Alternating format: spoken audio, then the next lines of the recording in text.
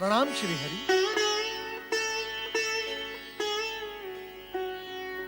श्री हरि, क्या मुझसे कोई भूल हो गई है? वैकुंठ में मेरे प्रवेश करते ही आपके सुंदर होंठों पर सुंदर मुस्कुराहट भी प्रवेश किया करती है, किंतु आज ऐसा नहीं हुआ। कारण? नारद, तुम तो जानते ही हो कि हमने अपनी भूल का प्रायश्चित करके, तब आराधना करके भगवान शिव से वरदान तो प्राप्त कर ही लिया है, परंतु समस्या अब भी हल नहीं हुई। नारायण नारायण, मैं तो केवल इतना जानता हूं श्री हरि कि आपके भंडार में फल अधिक है और समस्याएं कम। तो फिर आप पूरी बात सुना करो नारद। कहें प्रभु, अब भगवान भोलेनाथ के अचानक कैलाश से अंतर्धान होने से माता पार्वती हम सभी से रुष्ट है, श्री गणेश और कार्तिकेय भी रुष्ट हैं। अब उनके रोष को कैसे शांत किया जाए, हम यही विचार कर रहे हैं। स्वामी, प्रभु, आप तुरंत कैलाश पहुंच जाएं, अविलंब, अन्यथा देवी पार्वती का क्रोध रौद्र रूप धारण करेगा और अनर्थ हो जाएगा।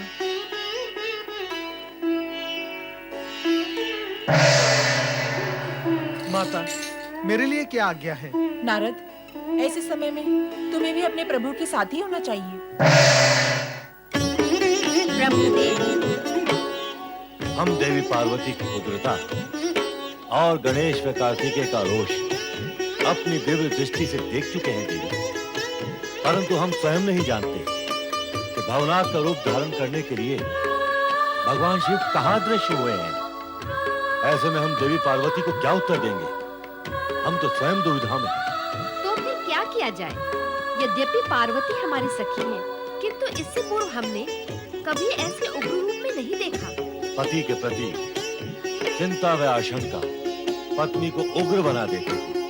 उस उग्रता को शांत करने के लिए आप तुरंत ही कैलाश पर पहुंचे स्वामी, अन्यथा परिणाम भयानक हो सकता है।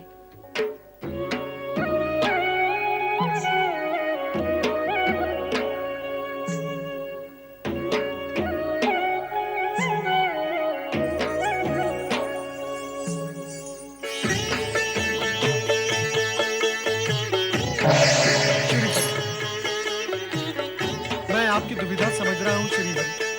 यहाँ का तो समूचा वातावरण ही दुविधापूर्ण, आतंकित और भयावह है।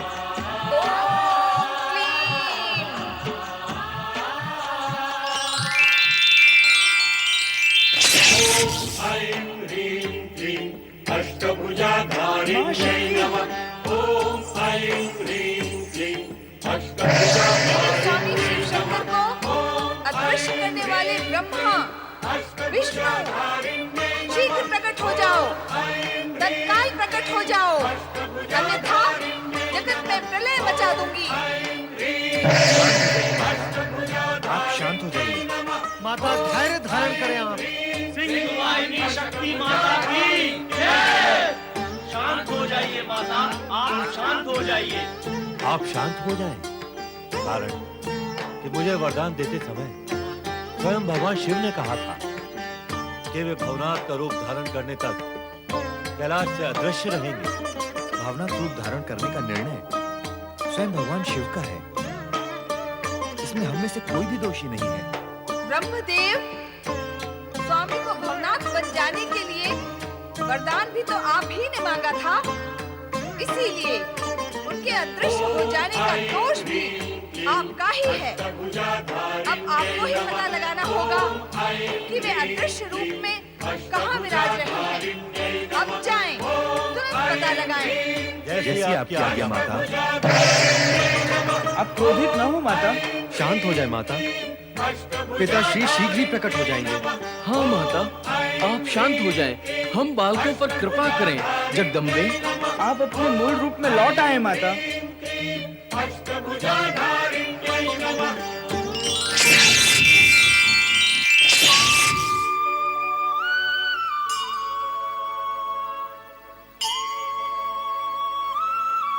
माता, आप निश्चिंत हो जाएं। मैं और भ्राता कार्तिकेय अपनी दिव्य शक्ति का प्रयोग कर शीघ्र ही पिता महादेव को ढूंढ निकालेंगे। हाँ माता, हम उन्हें शीघ्र ही कैलाश ले आएंगे। प्रणाम माता।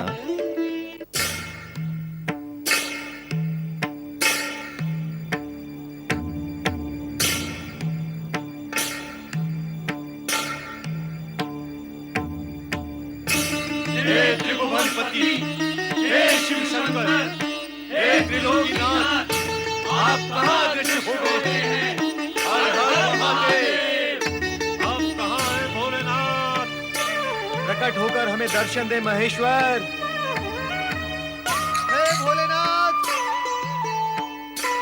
हे शिव शंकर, हे त्रिकालदर्शी, भक्त वत्सल देवेश्वर, अपने भक्तों की पुकार सुने प्रभु, अपने भक्तों की पुकार सुने। आप कहाँ छुपे हैं महादेव? हम आपको कहाँ ढूंढे देवादिदेव? आप जहां भी हो, अपने भक्तों को दर्शन दो भोलेनाथ। दर्शन दो भगवान भोलेनाथ, दर्शन दो। पिता देवादिदेव, महादेव, कहाँ हैं आप? जगत के कण कण में व्याप्त हैं आप, फिर भी हम आपको देख नहीं पा रहे। आप कहाँ अदृश्य हो गए? नारायण नारायण, तो आप भी मेरी ही भांति भगवान भोलेनाथ को खोज रहे हैं। ऐसा प्रतीत होता है नारद कि भगवान शिव को ढूंढने वालों की संख्या बढ़ रही है। अब हम उन तक अवश्य ही पहुंच सकेंगे। किंतु परमपिता, हमें भगवान भोलेनाथ तक पहुंचने वाले मार्ग का ज्ञान नहीं है। नारद, जो महादेव निर्धन को वैभव दे सकते हैं, असंभव को संभव कर सकते हैं, वो मार्ग के अज्ञानियों को ज्ञान का मार्ग भी अवश्य देंगे। श्री हरि का कहना उचित ही है नारद। जिन भगवान शिव ने प्रश्न और शंकाओं को जन्म दिया है, वे ही समाधान और उत्तर प्रकट करेंगे। उनके लिए कुछ भी असंभव नहीं, सब कुछ संभव है नारद।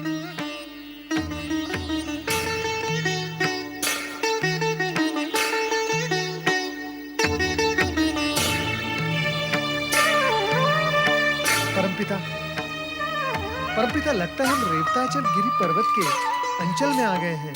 हाँ देवर्षि, ऐसा आभास होता है कि पिता देवादिदेव महादेव आसपास ही कहीं विराजमान है। अब हमें रेवताचल पर उतरकर महादेव को ढूंढना चाहिए। हर हर महादेव, हर हर महादेव, हर हर महादेव, हर हर महादेव। अरे, ये तो हम रेवताचल की तलहटी तक आ पहुंचे। लगता है हम अपने लक्ष्य तक आ पहुंचे हैं।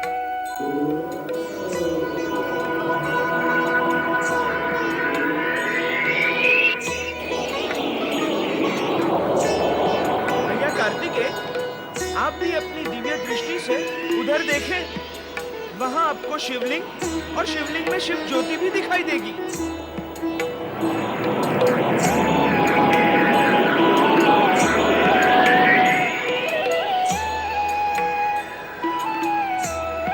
तुम सत्य कहते हो भैया गणेश, यही वो पवित्र चमत्कारी स्थान है। हे जगत के भाग्य विधाता, हे सबके भाग्य लिखने वाले, आप यहाँ क्यों छिपे हैं? ये समय की पुस्तक और पुस्तक के प्रत्येक पृष्ठ पर आपके हस्ताक्षर हैं।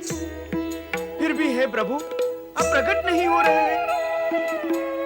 आप दर्शन देकर हम सबकी व्याकुलता दूर करें। अब हम सबको मिलकर भगवान शिव शंकर को पुकारना होगा। दर्शन दो शिव शंकर, दर्शन दो भोलेनाथ, दर्शन दो।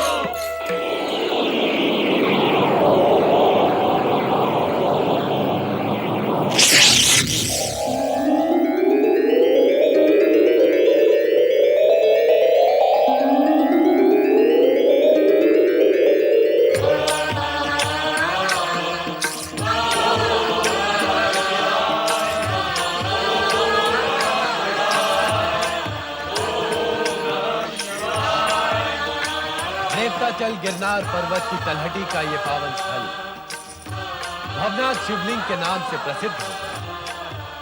हमें यह रमणीय स्थल अत्यंत प्रिय है। हम आप सभी देवगण से यह अनुरोध करेंगे कि आप सभी अपने अंश रूप में यहाँ निवास करें। भवनाथ शिवलिंग में हमारी शिव ज्योति सदा के लिए विराजमान रहे। आपकी आज्ञा का पालन होगा महादेव।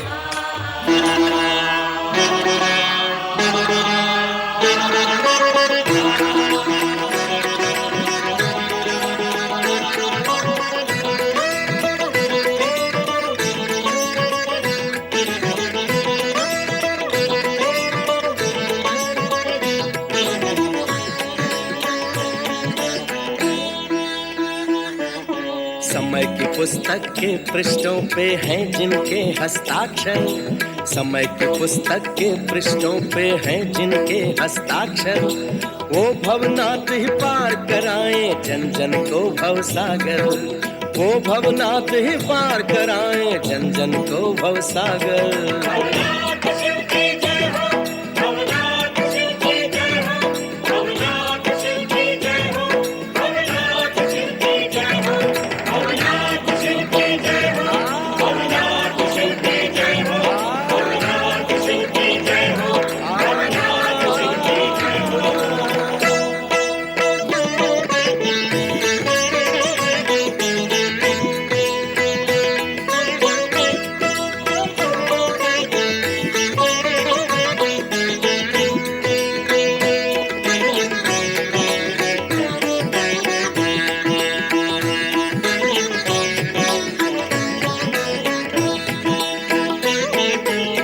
भवनाथ की शरण में आके हुआ ये मन को अनुभव, करे असंभव को ये संभव, निर्धन को दे वैभव। ओ इन भवनाथ की शरण में आके हुआ ये मन को अनुभव, करे असंभव को ये संभव, निर्धन को दे वैभव। अज्ञानी को ज्ञान है देते ये ज्ञानी ज्ञानेश्वर, अज्ञानी को ज्ञान है देते ये ज्ञानी ज्ञानेश्वर।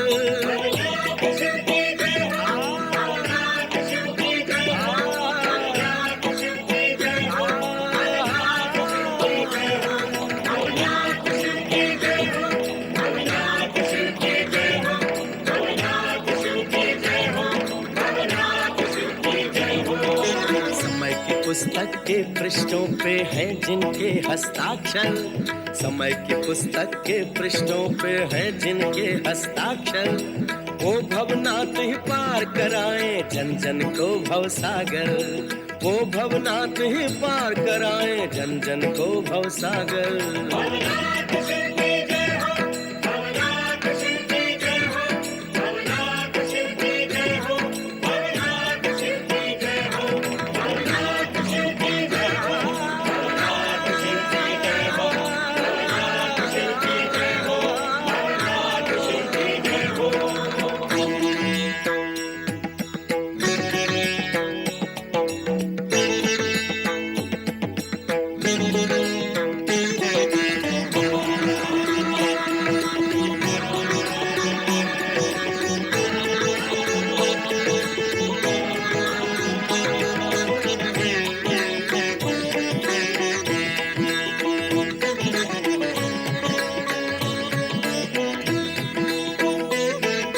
गगन है मस्तक धरा चरण है सृष्टि इनकी काया, वायु इनसे श्वास है लेती धूप है इनकी छाया।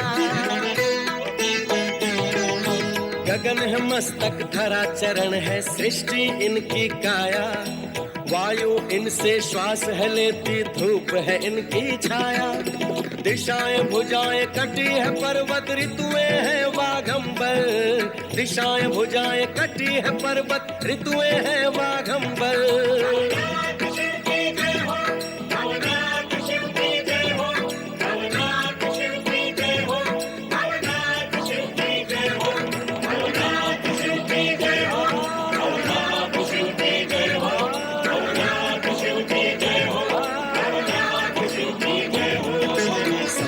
पुस्तक के पृष्ठों पे हैं जिनके हस्ताक्षर, समय की पुस्तक के पृष्ठों पे हैं जिनके हस्ताक्षर, वो भवनाथ ही पार कराएं जन जन को भवसागर, वो भवनाथ ही पार कराएं जन जन को भवसागर।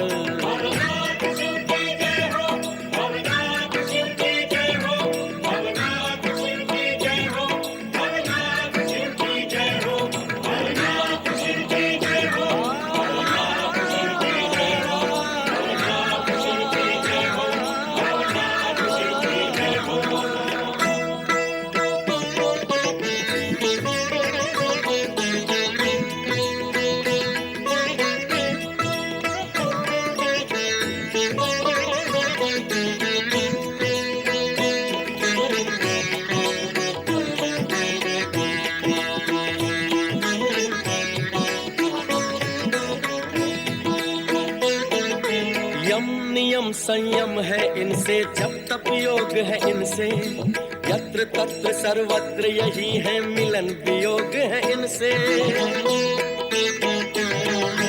यम नियम संयम है इनसे, जप तप योग है इनसे, यत्र तत्र सर्वत्र यही है मिलन वियोग है इनसे।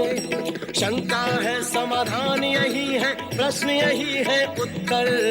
शंका है समाधान यही है, प्रश्न यही है उत्तर।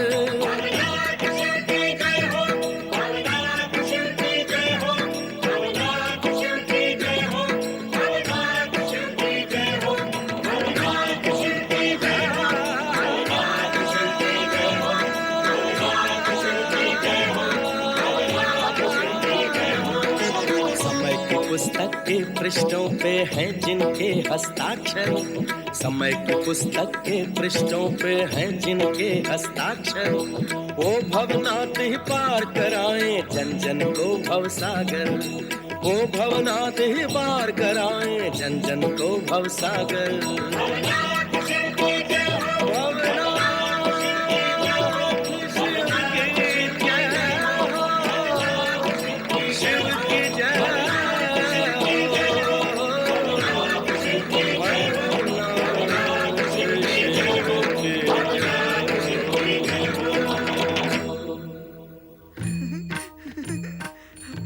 अब आप कैलाश पधारने की कृपा करें पिताश्री।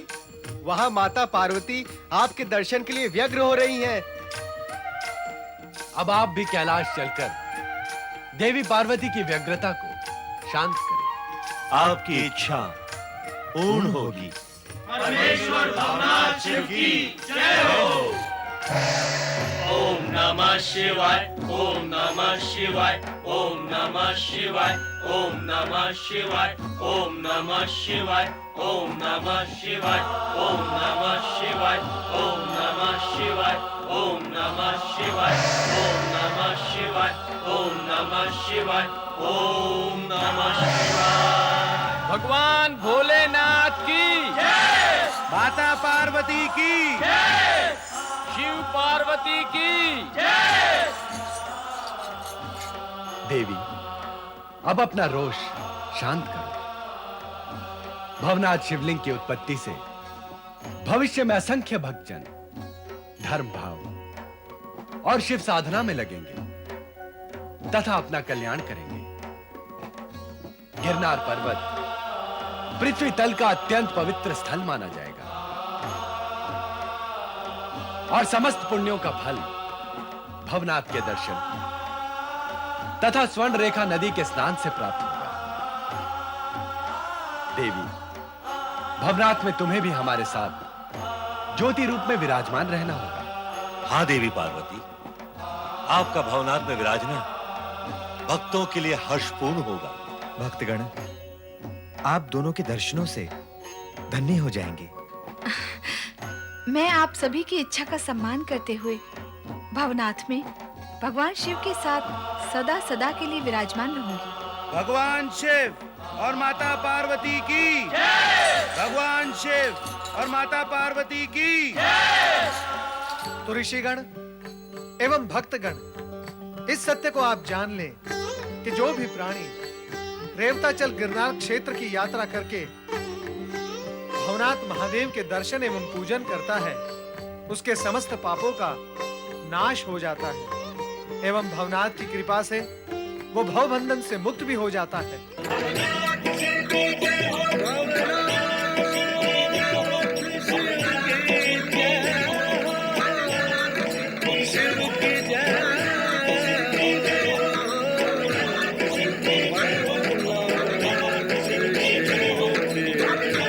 जय जय ब्रह्मदेव। अरे चोटी का क्या हुआ? तुम ही बताओ मित्र, अधिक समय तक चोटी पर कौन रह सकता है? नारायण नारायण, जिसका उद्देश्य पवित्र हो वो चोटी पर अवश्य रह सकता है, किंतु मैं तुम्हारे चोटी की बात कर रहा हूँ। पृथ्वीवासियों से मैंने बात सुनी थी कि चलते चलते एड़ियां घिस जाती है, किंतु मैंने ये कभी नहीं सुना और देखा कि आकाश गमन करते करते चोटी भी घिस जाती है। ऐसा तो कुछ नहीं है मित्र। तो फिर कैसा है मित्र? जैसा है वैसा बताओ। तुम तो जानते हो मित्र क्या? कि मैंने तुम्हारा ही रूप भेष, मुद्रा व आचरण का अनुसरण करके तुम्हारी ही भांति त्रिदेव का कृपा पात्र बनने का प्रयत्न किया और नहीं बन सका। मुझे लगा कि मेरी लंबी चोटी मुझे तुमसे भिन्न करके ब्रह्मदेव से दूर किए हुए है। इसलिए मैंने चोटी का केंद्रीयकरण कर लिया। अति का केंद्रीयकरण तो जगत के हित में होता है मित्र पर्वत। अच्छा किया तुमने। लगता है अब तुम्हें परमपिता ब्रह्मा जी के दर्शन शीघ्र ही हो जाएंगे। मित्र नारद, तुम तो इस सत्य को भली भांति जानते हो कि मैं परमपिता ब्रह्मा जी के दर्शन को न जाने कब से उत्कंठित, उत्सुक और व्याकुल हूं। देवगुरु बृहस्पति ने भविष्यवाणी की थी कि आज तुमसे भेंट अवश्य होगी और तुम मुझे ब्रह्मलोक ले जाओगे। किंतु तुम परमपिता ब्रह्मा जी के दर्शन के लिए इतने व्याकुल क्यों हो? इसलिए कि मुझे वहां का कार्य सौंपा गया है। कार्य? कैसा कार्य? देवराज इंद्र ने देवगुरु बृहस्पति से पूछा कि बहुत समय से किसी असुर ने स्वर्ग पर आक्रमण नहीं किया है, क्या यह स्थिति ऐसी ही बनी रहेगी? तब देवगुरु ने कहा कि इस विषय में पूर्ण सत्य तो ब्रह्मा जी ही बता सकते हैं। अतः देवगुरु ने इस कार्य का दायित्व मुझे सौंपा है। मैं चाहता हूं इस कार्य को पूर्ण कर मैं देवगुरु की प्रशंसा प्राप्त करूं। अवश्य करो, किंतु इतना पुनः स्मरण कर लो कि परमपिता ब्रह्मा जी ने तुम्हें ब्रह्मलोक में प्रवेश ना करने का आदेश दिया था। परंतु पहले, आज तो स्थिति भिन्न है। नारायण नारायण। स्थिति के विषय में मैं विशेष नहीं जानता, किंतु गुरु बृहस्पति के आदेश और इच्छा को सर्वोपरि मानकर मैं ये अपना परम कर्तव्य समझता हूं कि मैं तुम्हें ब्रह्मलोक तक पहुंचाने का प्रयास करूं। आओ मेरे साथ। नारायण नारायण। मित्र पर्वत, अब तुम मेरे साथ ब्रह्मलोक में प्रवेश करने का प्रयास करो। यदि परमपिता ब्रह्मा जी की इच्छा और आदेश नहीं हुआ तो तुम यहीं ठहर जाओ, मैं भीतर प्रवेश कर जाऊंगा। और यदि ऐसा भी नहीं हुआ, समझ गया मित्र, सारी स्थिति समझ गया। मुझे तो विश्वास है कि इस बार ब्रह्मदेव मुझे रोकेंगे नहीं। फिर भी तुम मेरा हाथ थामकर मुझे भीतर ले चलो। आओ।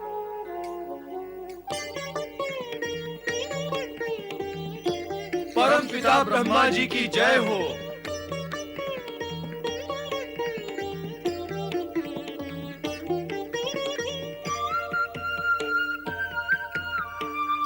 अरे, किंतु माता सरस्वती गई कहां? इस प्रकार वे ब्रह्मलोक को एकाकी छोड़कर कहीं जाती तो नहीं? अब वे हैं ही नहीं तो उनकी चर्चा व्यर्थ है। विचारणीय तो ये है कि अब करें क्या। मैं भी यही सोच रहा हूं। सोचो मत, कुछ करो। तुम ब्रह्मदेव के मानस पुत्र हो। उनके चरणों को स्पर्श करके उन्हें झकझोरो। हो सकता है परमपिता इस समय श्री हरि विष्णु की भांति गहन निद्रा में लीन हो। तुम्हारे झकझोरने से जाग उठेंगे। नारायण नारायण। ऐसी अशिष्ट और अनाधिकार चेष्टा मैंने कभी की तो नहीं। किंतु मित्र पर्वत, तुम्हारे लिए ये साहस मुझे जुटाना ही होगा।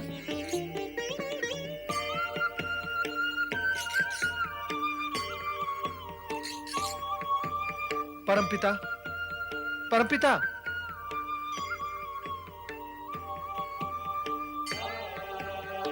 परमपिता, कृपया कर अपनी आंखें खोलें। हमारे सम्मुख देखें परमपिता।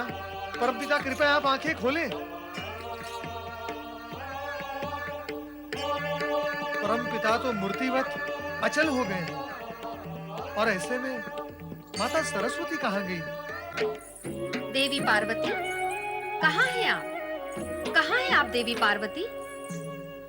प्रणाम स्वीकार करें शिव शंकर।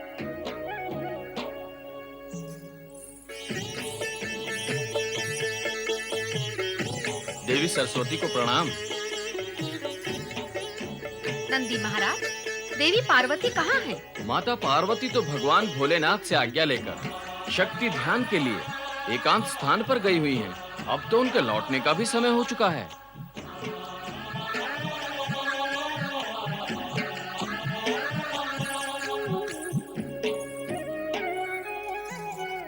महादेव, ब्रह्म ब्रह्मदेव अचानक अचल हो गए हैं। बार-बार पुकारने और झकझोरने पर भी नहीं जागते। उनके इस तरह जड़बंद होने से सृष्टि निर्माण की सारी गतिविधियां थम गई हैं। मैं बहुत चिंतित हूँ, इसीलिए आपकी शरण में आई हूँ।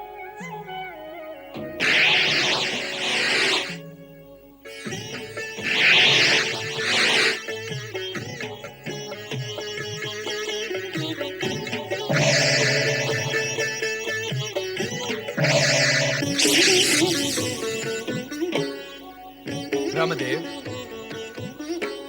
ब्रह्मदेव, आंखें खोले ब्रह्मदेव, जागृत हो जाए ब्रह्मदेव, ब्रह्मदेव।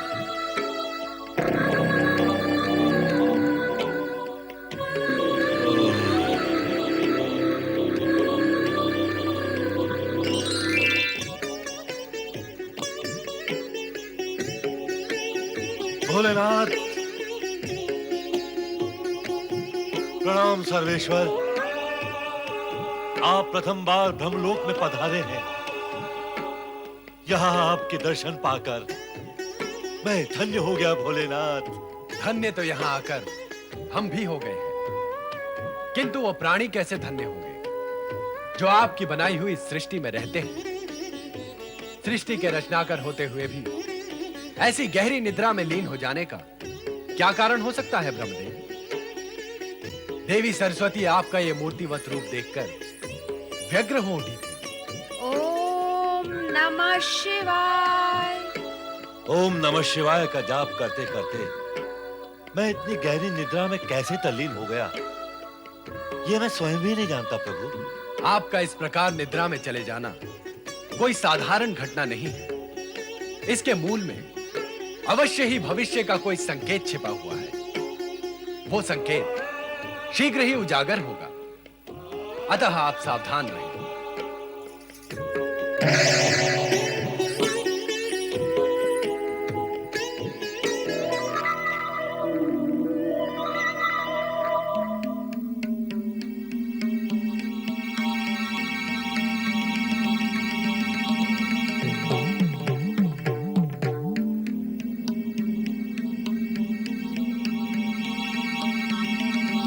ये सिंदूरी मानव पुत्र कौन है ब्रह्मदेव, और कहां से आया है ये? देवी, मैं परमपिता ब्रह्मा जी के जुमाई से उत्पन्न सिंदूरी हूँ। मैं इनके पुत्र के समान हूँ। इन्हें देखते ही मेरे मन में अनेक प्रकार की महत्वाकांक्षाएं जागृत होने लगती हैं। कैसी महत्वाकांक्षाएं सिंदूरी मानव? आपका पुत्र होने के नाते मुझे त्रिलोक में सर्वोच्च शक्ति प्राप्त होनी चाहिए। मुझे सर्वोच्च शक्ति का वरदान दे परमपिता। सर्वोच्च शक्ति पाकर तुम क्या कार्य करोगे पुत्र? इस शक्ति को पाकर मैं जगत का कल्याण करूंगा माता। ब्रह्मदेव को कहीं भी जाने की आवश्यकता नहीं पड़ेगी। इनकी आज्ञा पाते ही मैं वो सब कुछ करूंगा जो ब्रह्मदेव चाहते हैं। तुमने हमें प्रसन्न किया है पुत्र सिंदूरी। हम तुम्हें वरदान देते हैं पुत्र कि तुम में तीनों लोगों को वश में करने की अद्भुत सामर्थ्य एवं क्षमता होगी। तुम्हें देव, दानव, मानव, यक्ष, किन्नर किसी से भी किसी भी प्रकार का भय नहीं होगा। तुम इस जगत में सदा निर्भय एवं स्वतंत्र होकर विचरण कर सको। किंतु परमपिता, मैं अपने सर्वोच्च शक्ति का परिचय कैसे प्राप्त करूंगा? तुम जिस किसी को भी अपनी भुजाओं में जकड़ लोगे उसके शरीर के सैकड़ों खंड हो जाएंगे, वो जीवित नहीं बचेगा। मैं आपका अद्भुत वरदान प्राप्त करके धन्य हो गया परमपिता।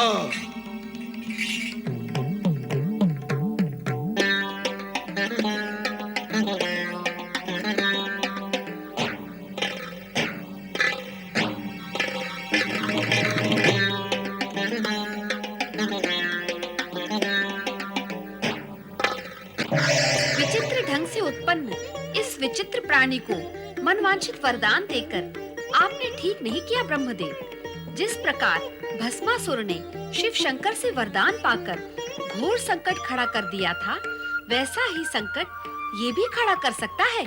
चिंता न करो देवी, कारण कि हमारा योग निद्रा से तंद्रा में लीन होना, शिव के दर्शन करते समय जमुहाई आना, फिर इससे सिंदूरी का उत्पन्न होना और अनायास ही हमारा वरदान देना, ये सब यही संकेत करते हैं कि होनी को टाला नहीं जा सकता। जो होना है वो होकर ही रहता है। इसलिए हमसे उत्पन्न सिंदूरी के लिए चिंता नहीं, शुभ कामना प्रकट करो। ये केवल आपका विचार है। इस विषय में अन्य देवगण क्या सोचते हैं, ये तो समय ही बताएगा। ओम